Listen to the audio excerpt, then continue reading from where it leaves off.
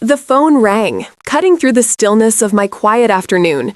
I was sitting by the window, savoring my cup of tea and watching the ocean breeze ruffle the palm trees outside.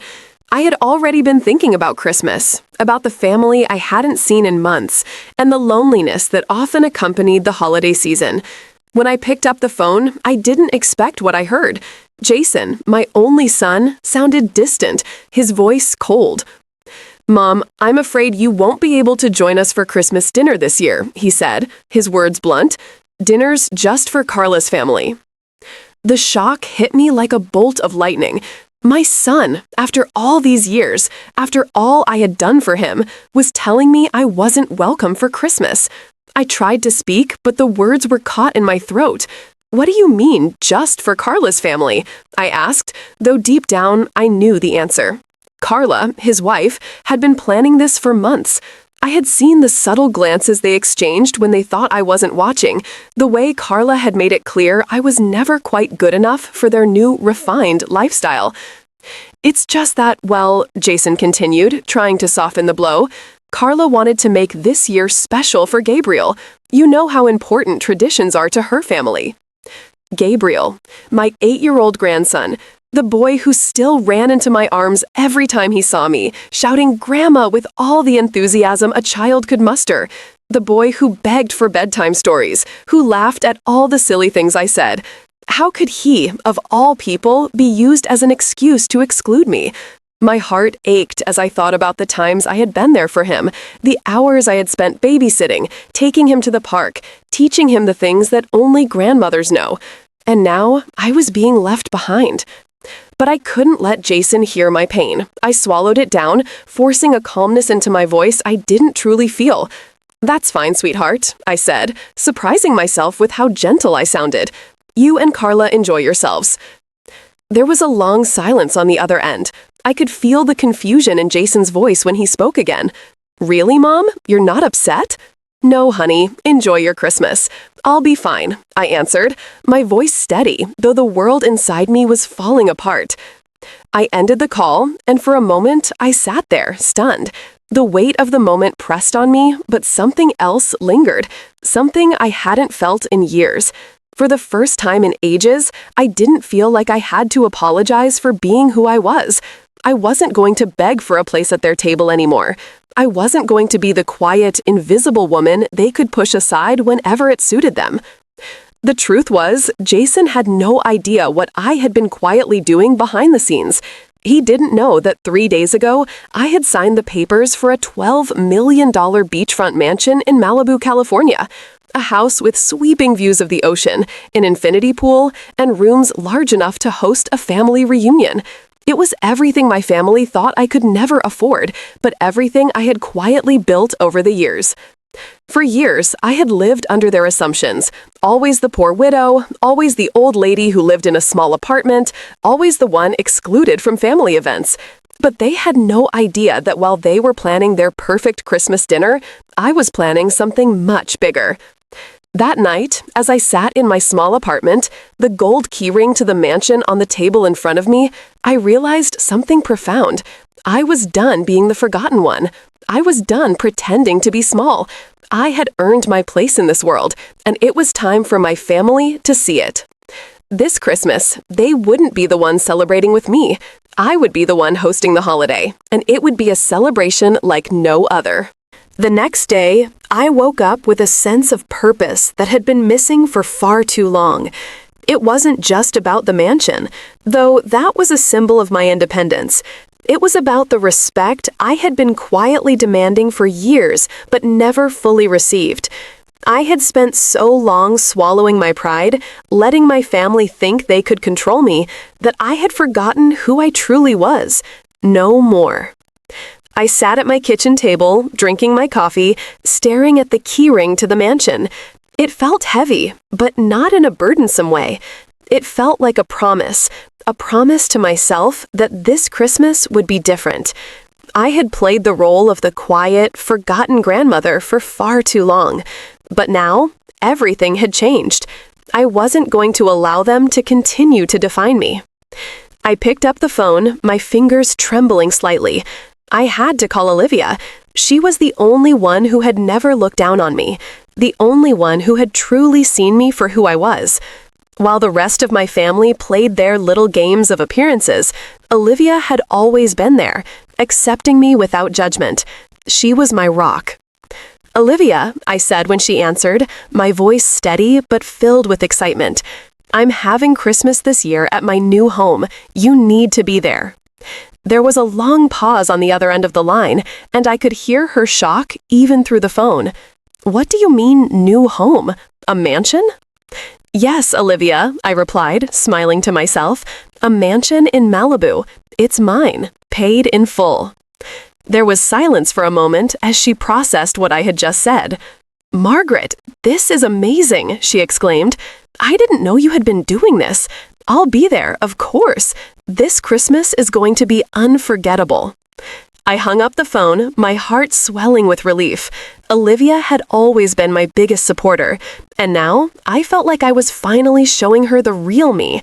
Not the one who had to hide in the shadows, but the woman who had quietly built a life for herself and was no longer afraid to show it. Next, I dialed Maurice's number. Maurice had always been there for me too. He was more than a cousin, he was a friend. His wife and kids had been the only ones to treat me with respect, no matter my financial situation. He would be thrilled to hear about the party, and he would understand why I was finally taking control. "Maurice," I said when he picked up, "I'm hosting a Christmas dinner at my place this year, and I want you and your whole family there." Maurice chuckled on the other end of the phone. "Are you serious? After everything that happened with Jason and Carla, you're still going to have Christmas with them?" "I'm not having Christmas with them," I said, the resolve in my voice surprising even me. "This Christmas is for the people who have always been there for me, who've never looked down on me, and that includes you." He agreed without hesitation, and I hung up feeling lighter. The people who truly mattered to me were going to be there. Olivia, Maurice, my dear friends, and even people who had been pushed out of the family over the years. I wasn't going to let Jason and Carla's arrogance dictate who I spent my time with. I looked around my small apartment, but the space felt different now. It felt temporary, as if I was merely passing through this part of my life, waiting for something bigger. I wasn't going to let anyone make me feel small again. But there was one more thing I had to do. I had to let Jason and Carla know that I wasn't going to quietly accept their exclusion. I wasn't going to let them think they could treat me like I was less than them, less than anyone else. I had already made up my mind. I wasn't just going to attend their Christmas dinner. I was going to show them that my worth wasn't determined by their standards, and I was going to do it in a way that would leave a lasting impression. The mansion wasn't just a house. It was a statement, a declaration that I had earned my place in this world, and I wasn't going to let anyone, not even my own son, forget it. I spent the next few days overseeing the final touches for the Christmas party. The chef was preparing a gourmet menu, the kind of food that would make Carla's high society dinner look like fast food. The designer was putting the finishing touches on the decorations, making sure everything was just right. This wasn't going to be just any Christmas. This was going to be my Christmas. The clock was ticking. Christmas was just around the corner, and I couldn't wait to see the look on Jason and Carla's faces when they realized what they had lost by treating me the way they had. They thought they could exclude me, they thought they could push me aside, but they had no idea what I had been quietly building for myself. And when they saw the pictures, when they saw the celebration I had planned, they would understand exactly what they had done. They would realize that their shallow, materialistic views couldn't touch me anymore. I wasn't the old, frail grandmother they thought they could control. This Christmas, it was my turn to shine. The days leading up to Christmas felt like a slow buildup of tension, the kind you can feel in the pit of your stomach before something big is about to happen. I had worked so hard to make this Christmas something they would never forget, and the closer it got, the more certain I became that this was the right move. I wasn't going to sit idly by anymore, pretending to be the quiet grandmother. I was done. That evening, I stood at the front door of my new home, the mansion in Malibu, gazing at the ocean stretching endlessly before me. I felt a surge of pride. Pride not just for the house, but for myself. For the years I had spent quietly building a life for myself, even when no one else had seen it. The mansion was a symbol of everything I had done, everything I had achieved without anyone's help. It was mine. I had invited everyone who mattered, Olivia, Maurice, old friends who hadn't been invited to family gatherings in years. I had gathered those who truly appreciated me, and soon they would see the results of my hard work, my quiet determination. But first, I had to make one more move. I had to make sure Jason and Carla understood exactly what they had thrown away. The next morning, I drove to their house. I wasn't going to beg for a place at their table, but I needed them to hear it from me. I needed them to see me, to understand that I wasn't just a forgotten family member anymore. I was someone who had finally decided to stand up for myself. When I rang their doorbell, I expected Carla to answer, and sure enough, she did. But this time, her face was different. Her usual mask of polite indifference faltered as she saw me standing there. She didn't hide her surprise as she opened the door. "Mrs. Margaret," she said, her voice tight, "we didn't know you were coming." "I thought I'd stop by to see Gabriel," I said coolly. "And while I'm here, I wanted to talk about Christmas plans." Jason came into the room, looking a little uncomfortable. He couldn't meet my eyes. "Mom, I already told you on the phone. We're doing things differently this year. Carla's family has certain traditions, and we need to stick to them." "Traditions," I repeated, my voice steady but filled with disbelief. What kind of traditions are so special that I can't be there? Carla shifted uncomfortably, clearly trying to think of something to say. "It's just, we don't want to break from the way things are done," she said, her tone laced with condescension. I looked at her, unimpressed. Uncomfortable? Is that what this is about? You're ashamed of me? Jason glanced at Carla before looking back at me, his eyes filled with guilt, but there was nothing in his face to indicate he was truly sorry for what they had done. "It's not like that, Mom," he said softly.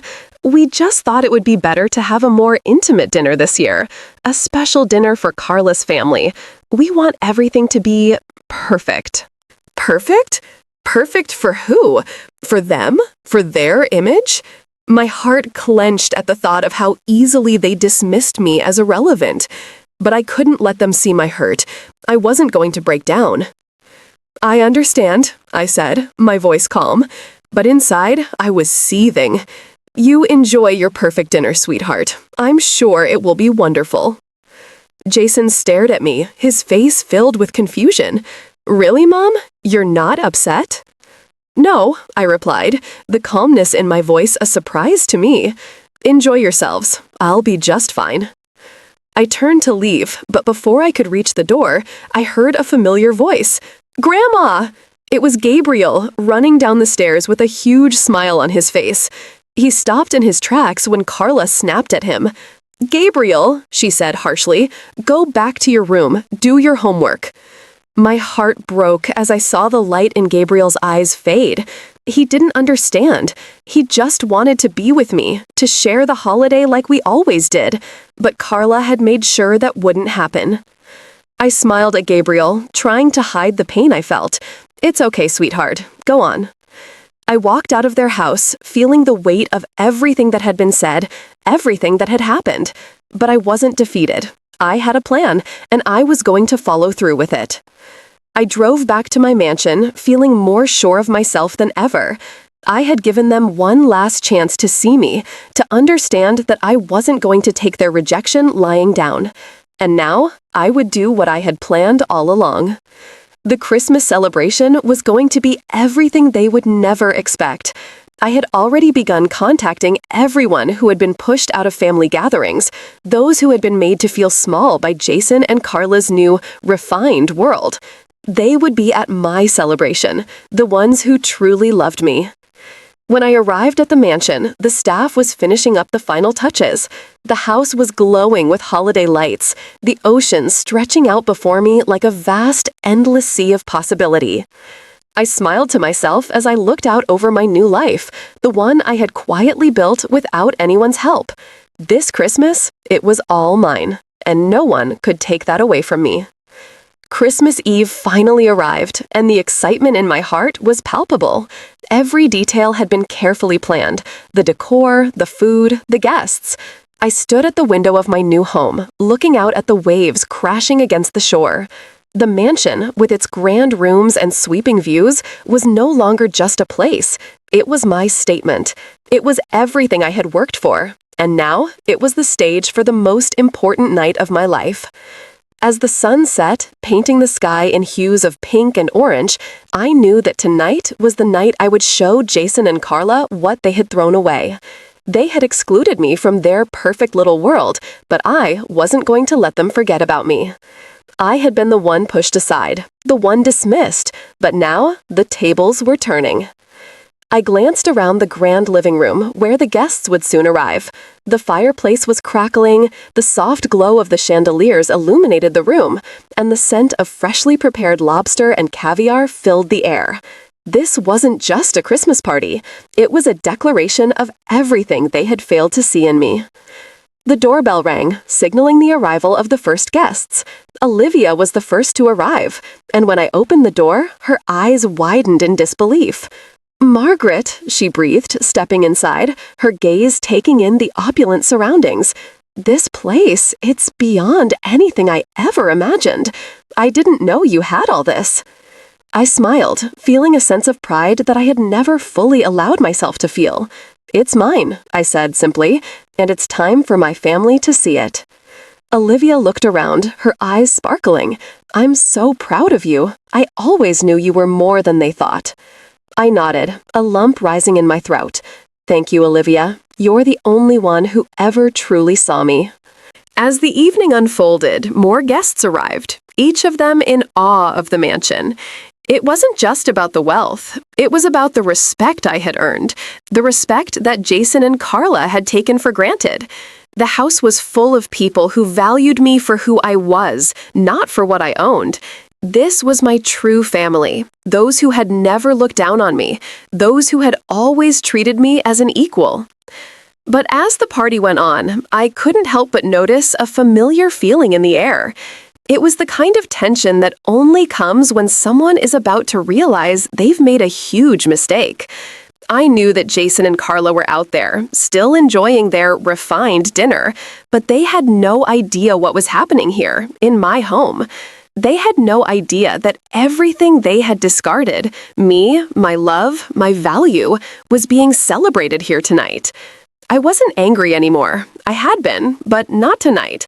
Tonight, I was at peace. I had finally given myself the life I deserved. I had stopped waiting for their approval, and in return, I had built something they could never take away. As the night wore on, the conversation flowed easily, and the laughter was genuine. My guests weren't just here because of my wealth. They were here because they loved me. The contrast between this warmth and the coldness of Jason and Carla's exclusion was stark. I thought back to the times I had quietly watched them snub me, leave me out, dismiss me as irrelevant. But now, I was the one in control.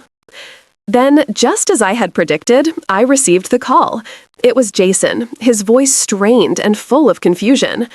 "Mom, where are you? We've been calling all night. Where are you spending Christmas?" I smiled to myself. He sounded panicked, like a man who realized he had made a huge mistake. I let him stew for a moment, enjoying the silence before I spoke. "I'm at home, sweetheart," I said sweetly. "Enjoy your Christmas with Carla's family. I'm having a wonderful time with mine."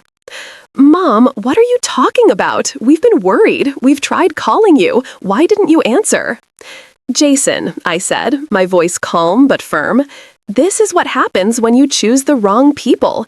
I'm with the people who truly care about me." There was silence on the other end. "What do you mean, the wrong people?" Jason asked, his voice faltering. "The people who don't treat me like I'm invisible," I replied, my voice cool and unwavering. "The people who don't exclude me from family traditions because they think I don't matter." I hung up the phone, a small satisfaction spreading through me. I wasn't angry anymore. I had nothing to prove. This Christmas wasn't about making them regret their actions. It was about me finally taking control of my own narrative.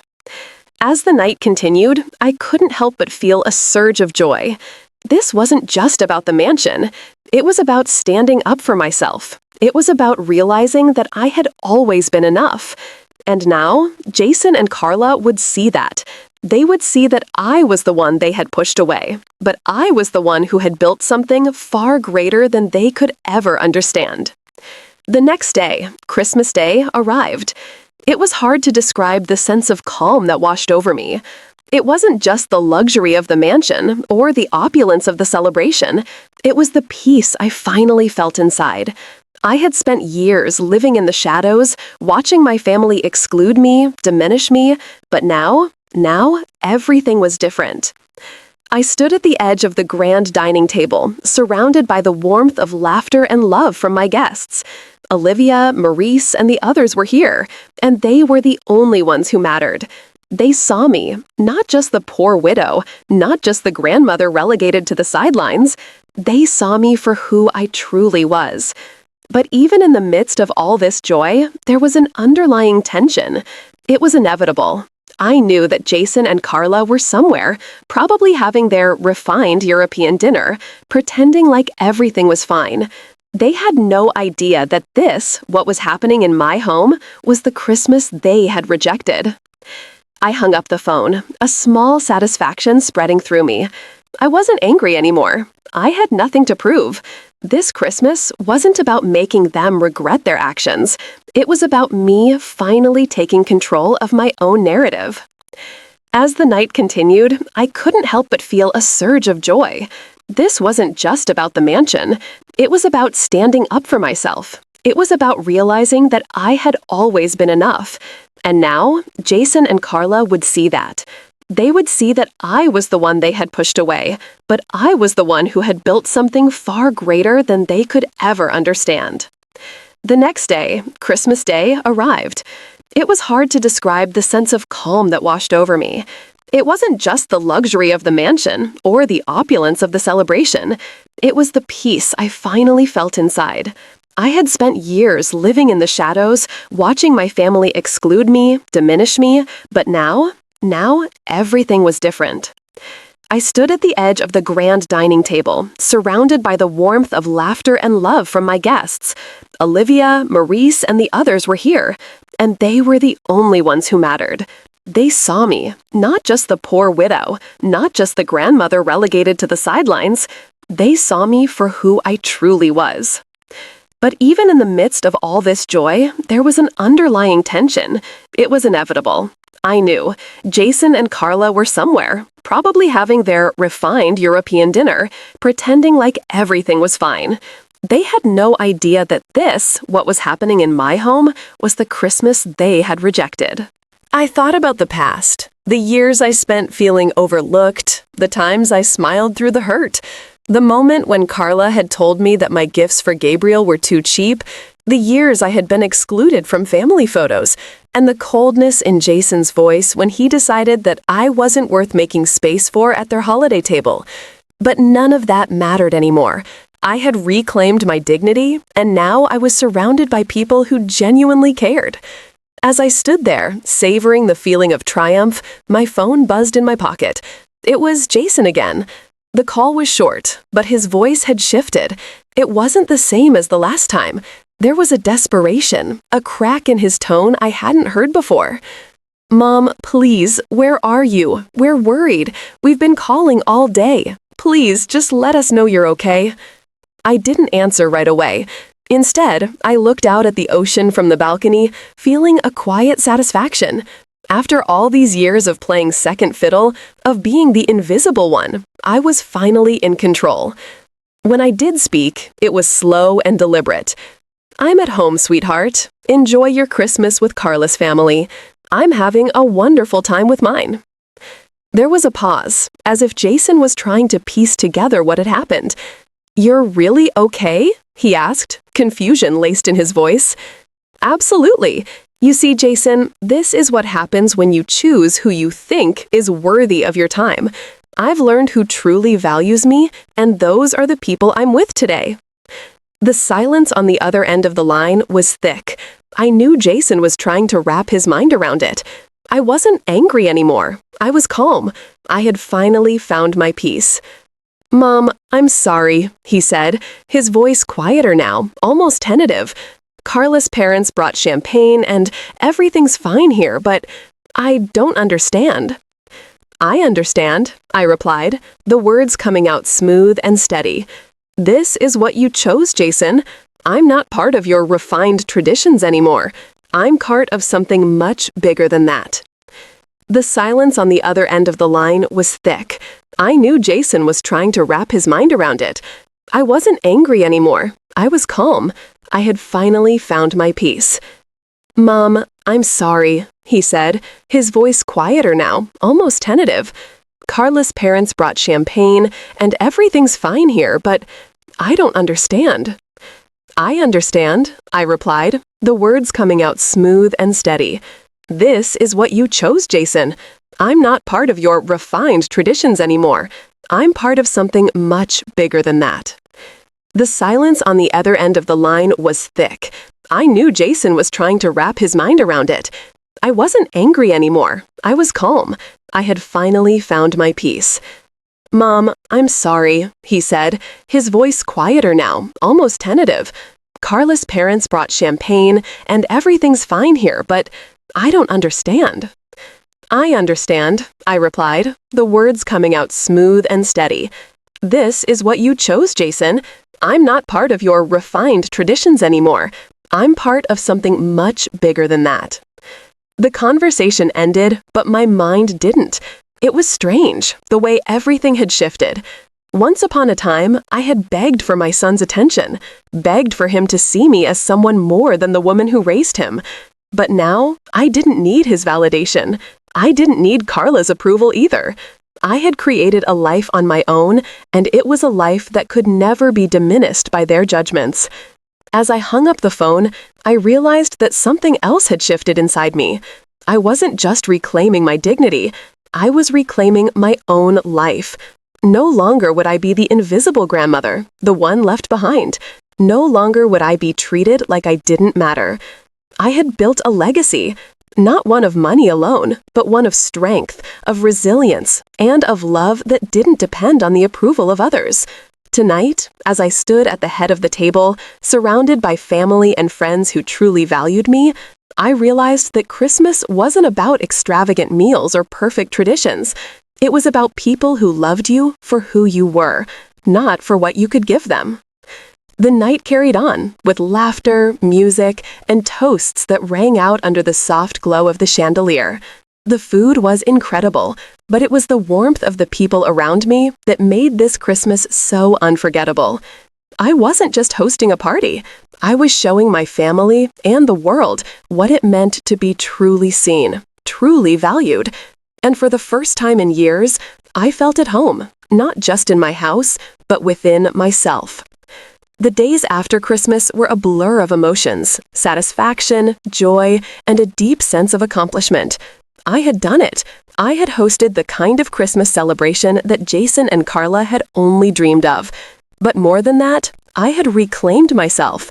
The mansion, the celebration, the love of those who truly mattered, everything had come together in a way that felt like a quiet victory. But the real awakening came in the days that followed, when the phone calls, messages, and notifications started flooding in. It was as if the entire world, or at least my family, was waking up to something they had never seen before. Jason called again, this time with a different tone. The desperation had shifted into something more like guilt, or maybe it was just the shock of realizing what he had lost. His voice was small, unsure. "Mom, I've been thinking about what happened," he said, his words slow. I didn't know. I didn't understand until now. This Christmas, the one we had with Carla's family, I don't even know why I thought it was the right thing to do. And now, I don't know how to fix it. His words were tentative, almost as if he was still trying to piece together the fallout from his actions. I had always known that Jason had the capacity for self-reflection, but it had never been put to the test until now. "You can't fix it with words, Jason," I replied, my voice steady, but there was a hint of sadness I couldn't quite hide. "It's not about fixing it. It's about understanding that actions have consequences. You pushed me away for so long, but now you're realizing the cost of that." There was a pause on the other end of the line. I could feel the weight of the realization settling in. This was the moment Jason was finally seeing me for who I truly was, not just as his mother, but as an individual with my own worth and value. It wasn't just the house or the money that mattered. It was the recognition of my strength, of my place in this world. "Mom," Jason's voice broke through my thoughts. "Can we come over? Carla and I both want to apologize. We've been wrong." I thought for a moment, weighing his words. Apologies were easy to offer, but harder to back up with action, and I needed to know if they were truly sincere. "I'll think about it," I said, my response measured. "But don't expect an easy forgiveness. It's going to take more than just words. I need to see that you truly understand what you've done." Jason's voice softened, full of remorse. "We'll do whatever it takes, Mom. We just want to make it right." I ended the call feeling a quiet sense of relief. The truth is, I hadn't expected Jason to come around so quickly. But this wasn't about me accepting their apology right away. It was about them learning a lesson, about them understanding that family isn't about grand gestures or appearances. It's about love, respect, and loyalty. Later that day, I received another call. This time, it was from Carla. Her voice was different from the cold, dismissive tone she had used in the past. There was a softness to it, almost vulnerable, like someone who had finally realized the weight of her actions. "Mrs. Margaret," she began, and for the first time, I could hear genuine regret in her voice. "I don't know what to say. I was wrong. I've been awful to you, and I don't know how to make up for it." I was silent for a moment, letting her words sink in. I could tell she was struggling, that this was hard for her to admit. But she was trying, and that was something I hadn't seen from her before. "I've always felt like you were a threat to my family," she continued, her voice trembling. "I've never truly understood you, until now. I've been so focused on how things should be that I never stopped to appreciate who you are." Her words were a stark contrast to the way she had spoken to me just a few months ago. It was clear that something had shifted in her as well. Maybe she had realized the emptiness of her own pursuits, the things she had prioritized over what truly mattered.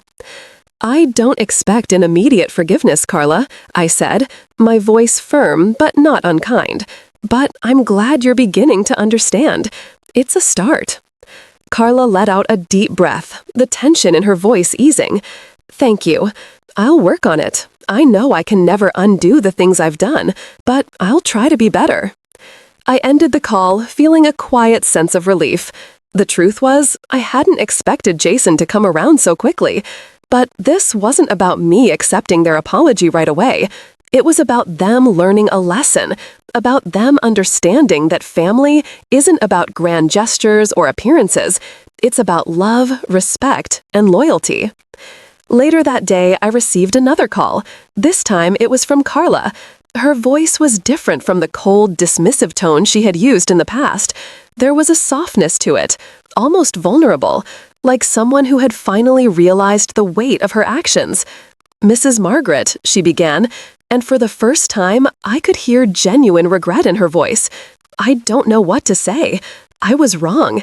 I've been awful to you, and I don't know how to make up for it." I was silent for a moment, letting her words sink in.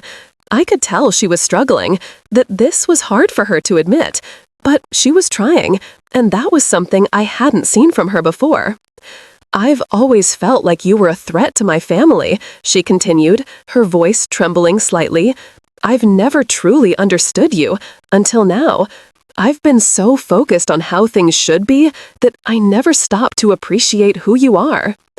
Her words were a stark contrast to the way she had spoken to me just a few months ago.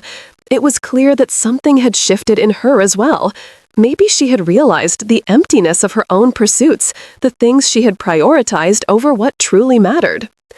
"I don't expect an immediate forgiveness, Carla," I said, my voice firm but not unkind. "But I'm glad you're beginning to understand. It's a start." Carla let out a deep breath, the tension in her voice easing. "Thank you. I'll work on it. I know I can never undo the things I've done, but I'll try to be better."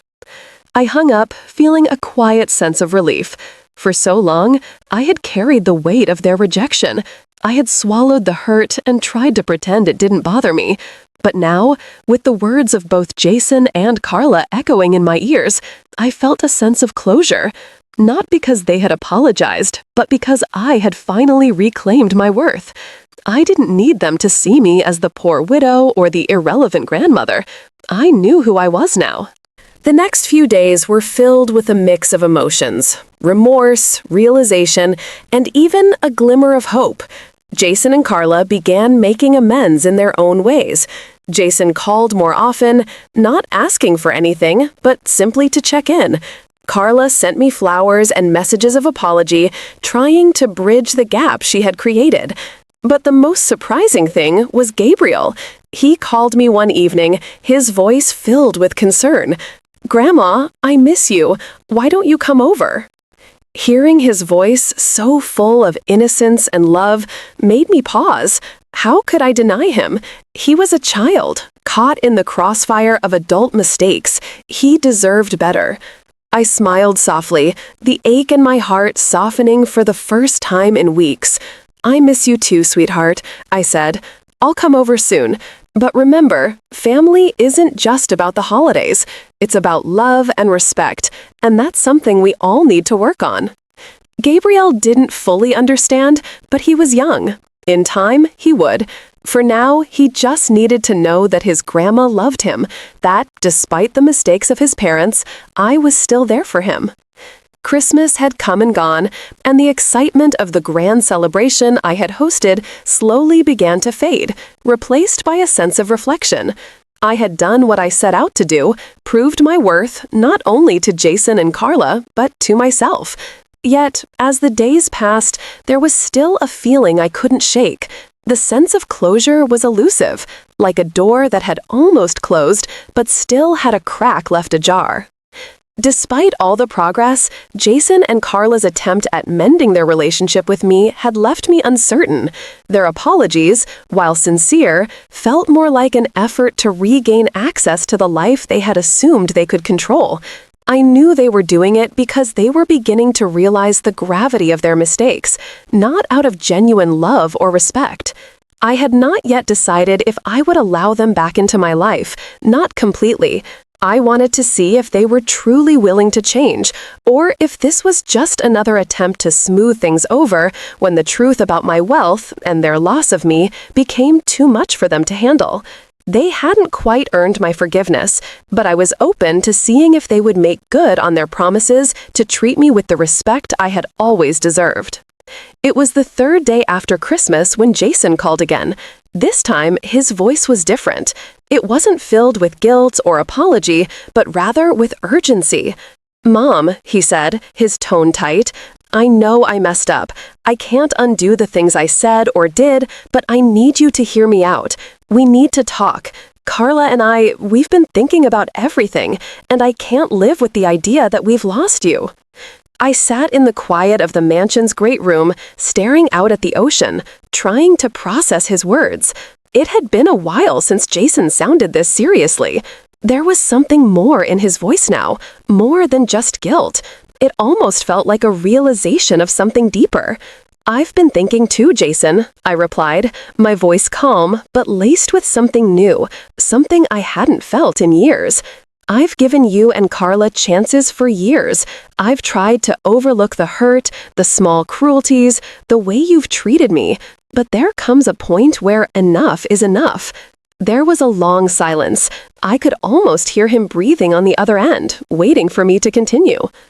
"I'm not asking you to forgive me right away," he said. "I understand that. It'll take time, and I know I've hurt you. But I need you to know that I'm ready to make things right. I don't want to lose you, Mom. I want to fix this. I felt a shift inside me. I wasn't ready to open the door to reconciliation fully, but there was something in his voice that felt genuine.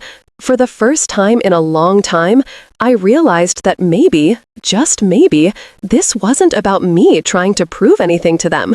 It was about whether they could prove that they truly cared for me, not for the money or the status, but for who I was as a person. I took a deep breath, my fingers lightly tracing the edge of my champagne glass. I'm willing to listen, I said slowly, but understand this. You can't undo years of hurt with a few nice words. If you truly want to make it right, show me. Don't just talk about it. Show me with your actions. I've lived my life in silence for too long, and now I'm living for myself. Jason's voice softened, full of relief. I get it, Mom. I really do. We'll do whatever it takes. I ended the call with a sense of finality, but it wasn't the finality of closure. It was the finality of a door opening slightly, just enough to let light in. Jason was finally starting to see what he had taken for granted all these years. But I had learned the hard way not to rush into anything. Words were easy. It was the actions that mattered. As the days passed, I kept my distance from Jason and Carla. They called more frequently, sent gifts, and tried to make amends in small ways. But every interaction felt like a test. Could they show me that they valued me for who I was? Or was this just a phase, a reaction to the wealth they had underestimated? One evening, just as I was finishing my dinner, my phone rang again. This time, it was Carla. "Mrs. Margaret," she began hesitantly, "I don't know how to explain this, but I think we owe you more than an apology." I leaned back in my chair, surprised.